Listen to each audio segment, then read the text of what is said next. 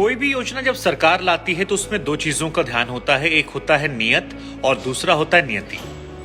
केंद्र सरकार तमाम ऐसी योजनाओं को ला रही है जहां पर ऐसा हो सकता है कि उसकी नियत अच्छी हो, लेकिन नियति को लेकर अब सवाल खड़े हो रहे हैं और ये सवाल कई बार से खड़े हुए हैं। मसलन केंद्र सरकार नोटबंदी लेकर आती है तो 50 दिनों में 60 बार उसमें संशोधन करना पड़ता है।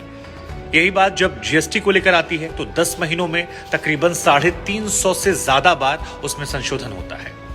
किसान बिल लेकर आती है तो उसमें उसे वापस लेना पड़ता है। और अगर सीए एनआरसी की बात की जाए तो असम के अलावा बाकी किसी राज्य में ऐसा इंप्लीमेंट होता नजर नहीं आ रहा है। और अगर अब बात अग्निवीर या अग्निपथ योजना ही करें तो इस अग्निपथ योजना में भी इस बैच के लिए 5 साल की छूट दी गई है। 10% का कोटा जो है बाद में इंप्लीमेंट किया गया है और इसके अलावा एज लिमिट जो है वो 21 से बढ़ाकर 23 साल कर दी गई है। और ये सब कुछ कब हुआ है? 3 दिन लागू होने के बाद, यानी 3 दिन के अंदर 3 बड़े बदलाव आए हैं, वो भी तब जब तकरीबन 100 करोड़ से ऊपर की संपत्ति का नुकसान देश भर में हो गया है।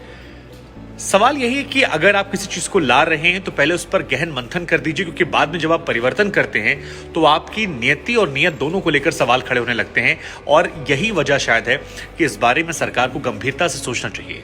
हालांकि ये फैसला जो है इसके पीछे 2 बड़ी वजह है। एक, सेना को हाईटेक बनाना और सेना में जो एवरेज एज ग्रुप है उसको थोड़ा कम करना, लेकिन उसको लेकर भी कई तरह के सवाल जो हैं वो लगातार